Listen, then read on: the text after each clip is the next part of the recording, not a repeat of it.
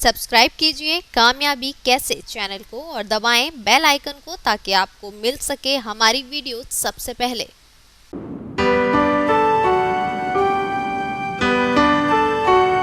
आप सभी को मेरा नमस्कार। मैं आशा करता हूं कि आज का ये लाइव सेशन आपके लिए बहुत यूज़फुल होगा। तमसो ज्योतिर्गमय के इस कार्यक्रम में आपका बहुत बहुत स्वागत है। और आज जिस सवाल को मैं आपके सामने रखने जा रहा हूं, वो सवाल आपके मस्तिष्क में, आपके दिमाग में कई बार उठ चुका है कि मेरा सिलेक्शन नहीं हुआ तो मेरा क्या होगा। तो आपके इस सवाल का जवाब मैं दूंगा। अभी कुछ दिनों पहले एक मेरे स्टूडेंट्स का ही ये प्रश्न था कि सर मेरा सिलेक्शन नहीं हुआ तो क्या होगा। तो देखिए, मैं एक बात कहूँगा कि आपका सिलेक्शन नहीं होगा, इस बात के आपके पास एक भी तर्क नहीं है। आपका सिलेक्शन होगा इस चीज़ के मैं 10 से ज़्यादा तर्क दे सकता हूँ, लेकिन आपका सिलेक्शन नहीं होगा इसका एक भी तर्क नहीं है। होता यह कि आपके अंदर कहीं ना कहीं ये डर बैठा है कि मेरा सिलेक्शन नहीं हुआ तो मेरा क्या होगा। तो एक चीज़ मैं बहुत साफ कर दूंगा आप सबको कि सिलेक्शन जो है कि ना होने के पीछे जो आपका डर है, वो सच बताऊं तो वो बिल्कुल गलत है, मिथ्या है। क्यों? क्योंकि जो भी बच्चा जब तैयारी करता है किसी एग्ज़ाम की, तो यकीन मानिए किसी को भी ये भरोसा नहीं होता कि वो सेलेक्ट हो जाएगा। हाँ, वो एक होप फॉर दी बेस्ट के लिए तो लड़ता है, वो इस बात के लिए तो आगे बढ़ता है कि मुझे जीतना है। लेकिन जैसे जैसे तैयारी शुरू करता है तब भी उसको ये आशा नहीं होती कि वो सेलेक्ट हो जाएगा। मैंने भी जब तैयारी शुरू की थी तो ऐसा नहीं कि मुझे इस बात की पूरी आशा थी कि मैं सेलेक्ट हो ही जाऊंगा। लेकिन धीरे धीरे करके, जैसे बूंद बूंद करके घड़ा भरता है, ऐसे ही धीरे धीरे करके ये आत्मविश्वास आपके अंदर आने लगेगा। तो जैसा कि मैंने कहा कि आपका सिलेक्शन नहीं होगा, इस बात के आप सच बताऊं तो एक भी कारण नहीं गिना सकते, लेकिन मैं आपको 10 से ज़्यादा कारण गिना सकता हूं। पहला कि आपने जब ये तैयारी शुरू की थी तो एक संकल्प के साथ इस तैयारी को शुरू किया था कि मुझे सेलेक्ट होना है, ठीक है ना। तो सबसे बड़ा तो यही एक कारण है कि आपका सिलेक्शन का। और मेरा मानना है कि जब भी आपको ईश्वर कोई रास्ता दिखाता है तो उस रास्ते दिखाने के पीछे कोई ना कोई ईश्वर की इच्छा उसमें छिपी होती है कि आप उस मार्ग पर कामयाब होंगे। तो ईश्वर कभी भी अपने बच्चों को ऐसा मार्ग नहीं दिखाता जिसमें वो कामयाब ना हो सकें। इसलिए मैं इस बात को कह रहा हूँ कि आपका सिलेक्शन होगा, ये भरोसा रखिए। क्योंकि यदि ईश्वर ने यहाँ तक मार्ग आपको दिखाया है, ये सोच दी है, ये विचार दी है, तो आपका सिलेक्शन पक्का है। आपके दिमाग में ये सवाल अक्सर करके उठता है कि सर लाखों बच्चे तैयारी करते हैं, तो यदि आपकी बात सच है तो इतनी तो सीटें होती ही नहीं है। ये बात सच है कि लाखों बच्चा तैयारी करता है, और ये भी बात सच है कि कुछ 100 का या कुछ 1000 का सिलेक्शन होता है। लेकिन एक बात मैं आपसे पूरी ईमानदारी से कह रहा हूँ कि जिस बच्चे ने तैयारी की है ईमानदारी से, उसको सिविल सर्विस हो या कोई भी एग्ज़ाम, उसकी झोली खाली नहीं छूटती। ये बात मैं पूरे दावे से कहता हूँ। यदि आपने, हाँ ये हो सकता है कि आप जब एक्सपेक्ट करके चल रहे हो तब से सिलेक्शन ना हो, है ना, थोड़ी उसके कुछ समय बाद हो। मैं जैसे आप टारगेट करके चल रहे थे मेरा 3 साल में हो जाएगा, तो 3 साल में ना होकर 4 साल में हो जाए, 5 साल में हो जाए। लेकिन ये मैं मानने को तैयार नहीं हूँ कि यदि आपने ईमानदारी से एफर्ट किया तो आपका सिलेक्शन नहीं होगा। इसकी संभावना मेरी नज़र में, यदि मुझसे पूछोगे तो मैं कहूँगा 0%। सिलेक्शन होगा, हर कीमत पर होगा, यदि आप सही रास्ते पर चल रहे हैं तो। होता क्या है, अब मैं आपको बहुत सारे रीजन बताता हूँ कि क्यों नहीं होते सिलेक्शन। सबसे पहला रीजन कि शुरुआत में जो जोश रहता है वो धीरे धीरे करके जोश कम होने लगता है।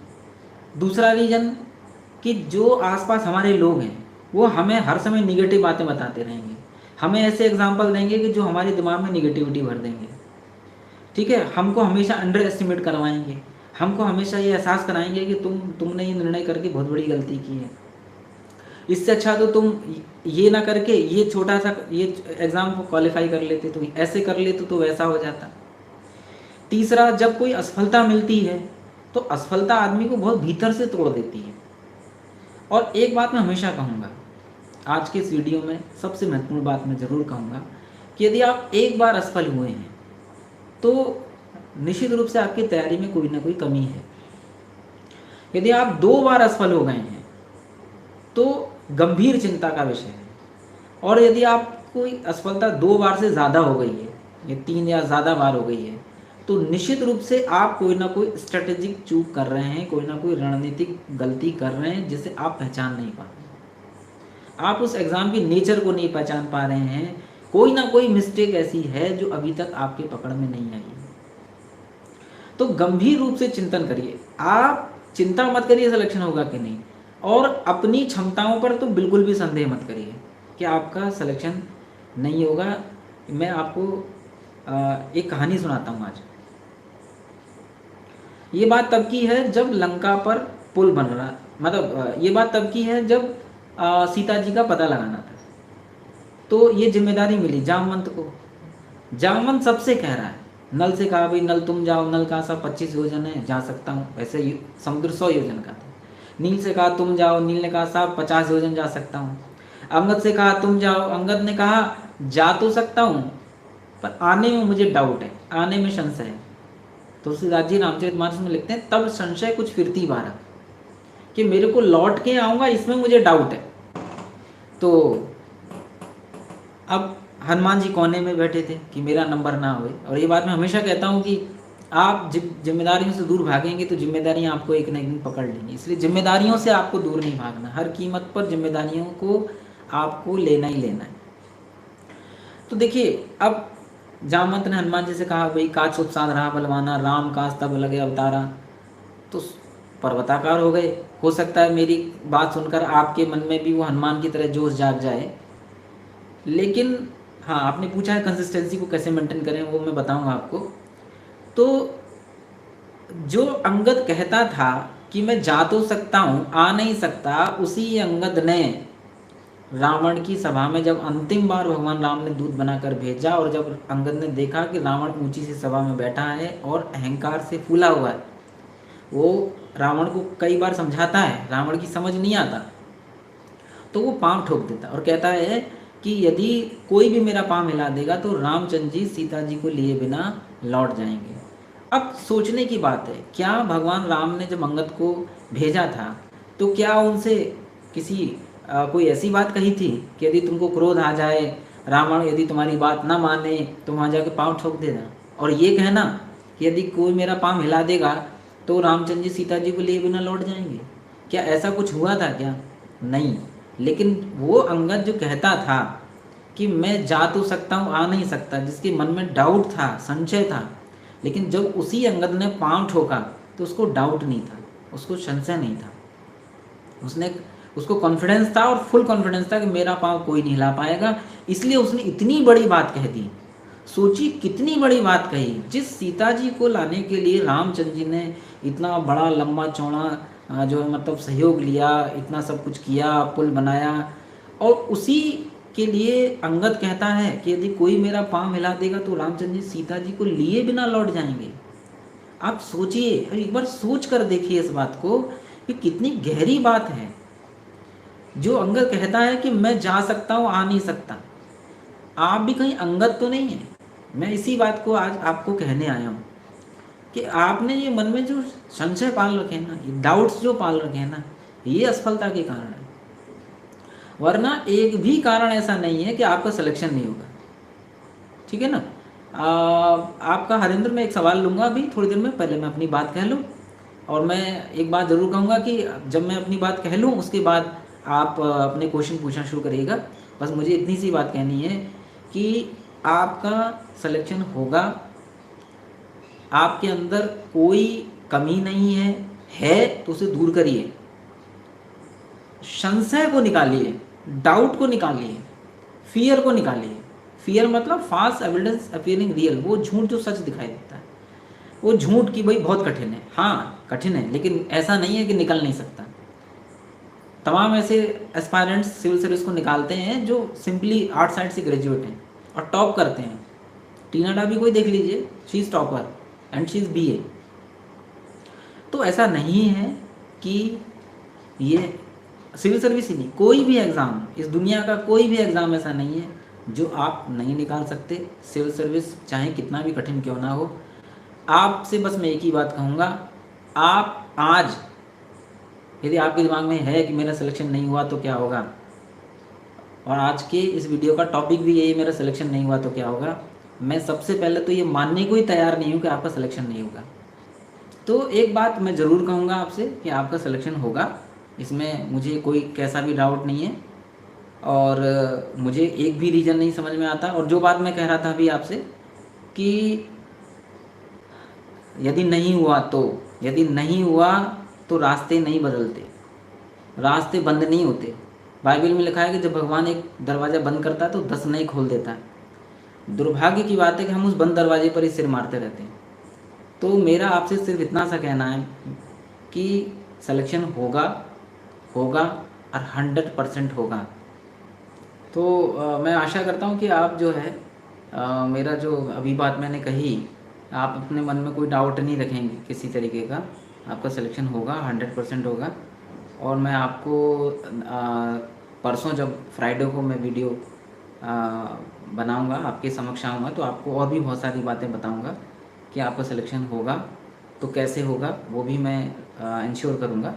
बट कुछ सवाल आ रहे थे, वो सवाल मैं चाह रहा हूँ कि आप लोग एक बार फिर से पूछ लें मेरे से।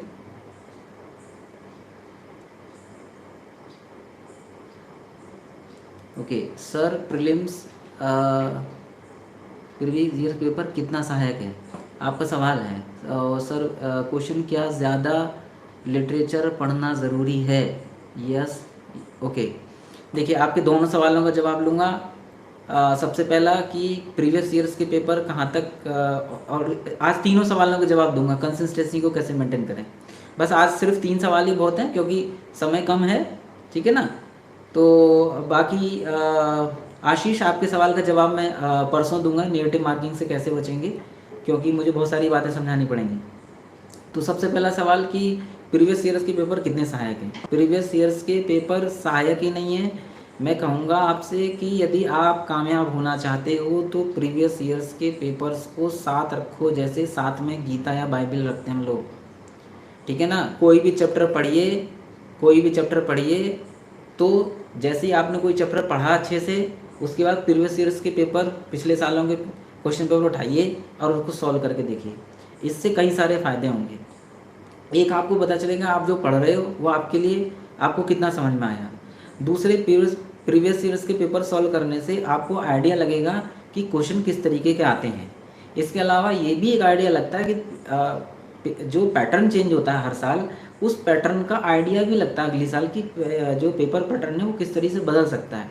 मैं आपको बताऊं, सिविल सर्विस की तैयारी के दौरान प्रीवियस ईयर्स के पेपर सॉल्व करना और उनको बार बार पढ़ना मेरे लिए इतना लाभदायक रहा कि मुझे कहने में कोई संकोच नहीं है कि मुझे असफलता का मुंह केवल पहली बार के अलावा फिर कभी देखने को मिला नहीं। मैं पहली बार ज़रूर फाइनल सिलेक्शन नहीं पाया, लेकिन उसके बाद भगवान की कृपा से मुझे कभी असफलता हाथ नहीं लगी। तो ये बात मैं ज़रूर कहूँगा आपसे कि जो पिछले वर्ष के पेपर हैं, जो प्रीवियस ईयर्स के पेपर हैं, उनको अपने पास बिल्कुल सामने रखो। कोई भी चैप्टर पढ़ो, पिछले साल के पेपर लगाओ, पिछले साल के क्वेश्चन लगाओ। इससे क्या होगा, वो क्वेश्चन एकदम दिमाग में भर जाएंगे। और यदि प्रीवियस ईयर्स का यदि कोई भी सवाल आ गया एग्ज़ाम में और यदि वो आप उसको कराते हैं तो आप प्लस की तरफ चल देंगे, आपके सिलेक्शन की जो चांसेस हैं वो बढ़ जाएंगे। So take it seriously. Previous years के पेपर को बिल्कुल भी अपने टेबल से नहीं हटाना है। हर चैप्टर को आप बार बार पढ़िए, ठीक है। हरिंद्र, आपने भी सवाल पूछा है तो मैं इस सवाल का जवाब दे दूं, ठीक है। तो मैं आपसे ये बात ज़रूर कहूँगा कि आप प्रीवियस ईयर्स के पेपर ज़रूर लगाइए, ठीक है ना। अश्विनी, आप पिछली कई बार से मुझसे पूछ रहे हैं फ़िलॉसफ़ी ऑप्शनल के विषय में, तो मैं आपसे आग्रह करूँगा कि फ़िलॉसफ़ी मेरा ऑप्शनल नहीं रहा है, लेकिन फ़िलॉसफ़ी अपने आप में एक अच्छा ऑप्शनल है, लेकिन थोड़ा-सा डीप में इसमें घुसना पड़ेगा आपको, क्योंकि इंडियन फ़िलॉसफ़ी तो एक सीरीज़ में है, समझ में आती है, एक से दूसरी, दूसरी से तीसरी चीज़ें लिंक हैं। बट वेस्टर्न फ़िलॉसफ़ी में आपको ज़्यादातर थिंकर्स एक दूसरे से अटैच नहीं करते और थोड़ा डिफरेंट नेचर के हैं। तो फ़िलॉसफ़ी चूँकि पढ़कर आपको सीखने को बहुत कुछ मिलेगा, ज़िंदगी जीने का तरीका बहुत कुछ सीखने को मिलेगा। तो फ़िलॉसफ़ी के ऑप्शन के विषय में मैं आपसे मैं एक गुजारिश करूँगा कि कुछ दिनों में मैं सीरीज़ शुरू करूँगा ऑप्शनल के विषय में, तो उसकी बुक्स का भी सीरीज़ में शुरू करूँगा आपके लिए, ठीक है ना? तो आप को अश्विनी मैं पर्सनली मैसेज करके फ़िलॉसफ़ी के विषय में आप मुझसे अलग से पूछ लीजिएगा। तो ये आज का क्वेश्चन रहा। एक सवाल जो हरिंदर ने पूछा था मुझसे कि मैं नौकरी करते हुए पढ़ रहा हूँ, मेरा सिलेक्शन कैसे होगा? तो मैं आपसे इतनी सी बात कहूँगा हरिंदर कि नौकरी करते हुए भी सिलेक्शन हो सकता है। और लास्ट क्वेश्चन मैं विकास का लूँगा कि कंसिस्टेंसी को कैसे मेंटेन करें। तो मेरे इन दोनों सवालों के उत्तर आज आप सुन लीजिए, फिर हम शुक्रवार को आपसे मिलेंगे। तो सबसे पहले नौकरी करते हुए सिलेक्शन हो सकता है, हो सकता है, हो सकता है और होगा, ठीक है ना? नौकरी करते हुए सिलेक्शन के चांसेस ज़्यादा होते हैं। मेरा भी जब सिलेक्शन हुआ था मैं नौकरी में था, और आपको हैरानी होगी इस बात को जानकर कि जब मैं इंटरव्यू देने गया हुआ था, मैंने देखा वहाँ ज़्यादातर बच्चे जो है वो ऑलरेडी नौकरी में थे।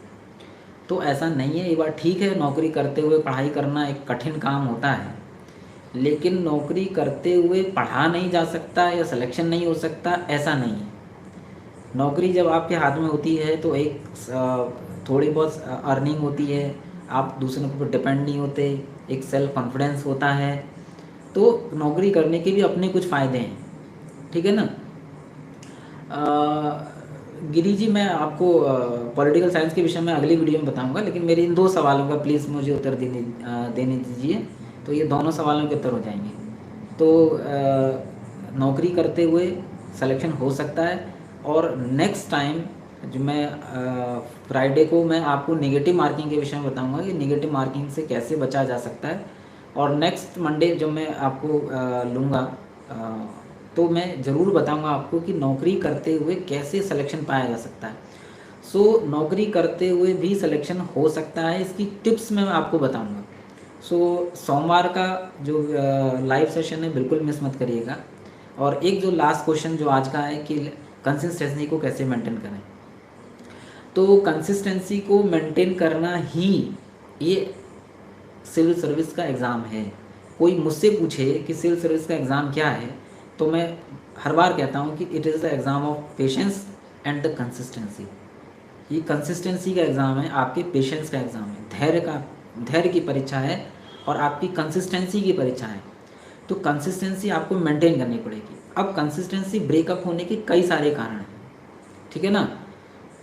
कंसिस्टेंसी ब्रेकअप होने के कई सारे कारण हैं। जैसे आप बहुत ज़्यादा सामाजिक हैं, बहुत ज़्यादा व्यवहारिक हैं, बहुत ज़्यादा उठ बैठ करते हैं, बहुत ज़्यादा आपकी यारी दोस्ती है, ठीक है? आप वो भी आप सोचो मेंटेन कर लूँ मैं, और मैं अपनी पढ़ाई भी कर लूँ। आप अपने परिवार में ही बहुत ज़्यादा एंगेज हैं, आप घर के हर छोटे बड़े मैटर में जो है वो दादा बनते हैं, ठीक है? सबके बीच में मठाधीश बनते हैं, और फिर आप सोचते हैं पढ़ाई कर लें, ठीक है ना? तो बहुत सारे रीज़न हैं। कंसिस्टेंसी बनाने में बहुत टाइम लगता है और टूटती बहुत जल्दी है।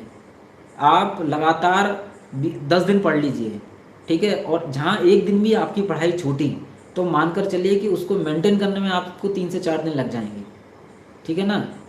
तो आपने लिखा है मेरे साथ ऐसा बहुत बार होता है, तो मैं यही बात आपको बता रहा हूँ कि आपको अपने आप को थोड़ा सा कटना पड़ेगा समाज से, लोगों से, क्योंकि कंसिस्टेंसी ब्रेक हो गई तो सारी मेहनत बेकार है। मुझे कहने में कोई संकोच नहीं कि यदि आपकी एक दिन भी पढ़ाई नहीं हुई तो कम से कम 3-4 दिन का फिर ब्रेक लगता है, और जहाँ 3-4 दिन का ब्रेक लगा उसके बाद आपने जितना जोश बनाया था, जितना आपने जुनून बनाया था, वो सब ठंडा हो जाता है।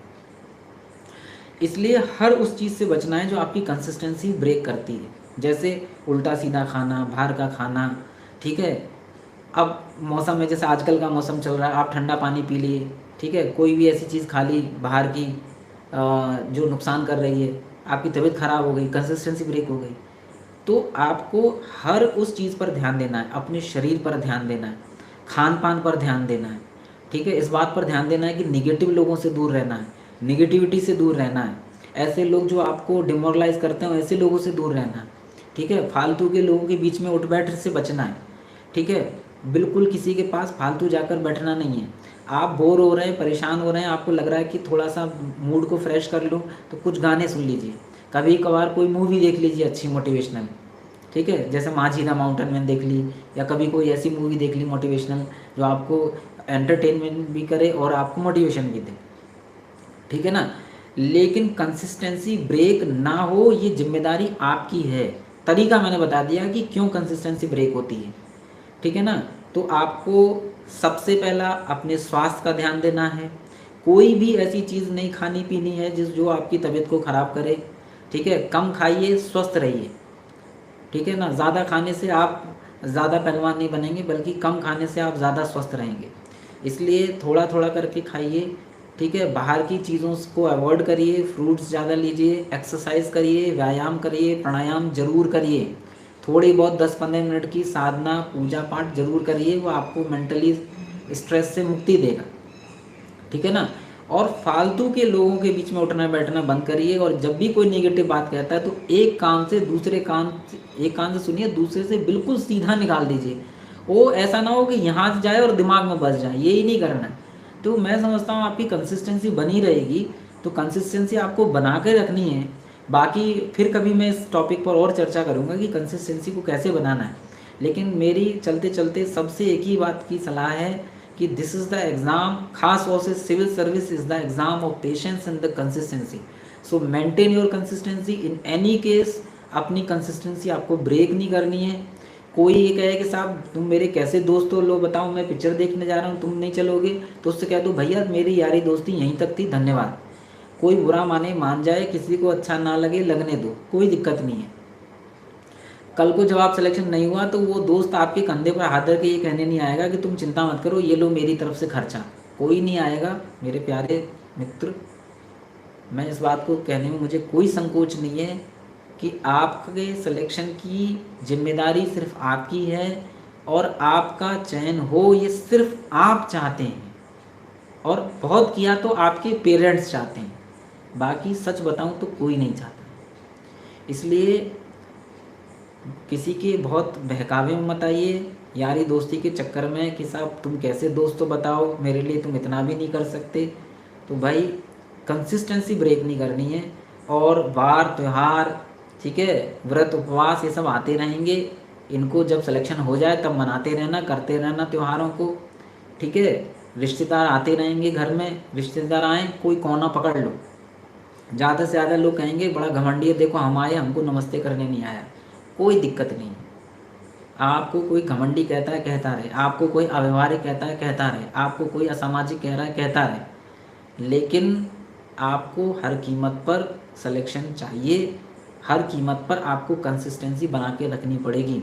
इसलिए ये जिम्मेदारी आपकी है कि कंसिस्टेंसी ब्रेक ना हो। इसी आशा और शुभकामना के साथ हम फिर मिलेंगे आपसे शुक्रवार को तमसो मां ज्योतिर्गमय के नए एपिसोड में, जहां मैं आपको बताऊंगा निगेटिव मार्किंग से कैसे बचें और कैसे सिलेक्शन पाएं। मैं आप सभी से विदा लेता हूं, नमस्कार। सब्सक्राइब कीजिए कामयाबी कैसे चैनल को और दबाएं बेल आइकन को ताकि आपको मिल सके हमारी वीडियो सबसे पहले।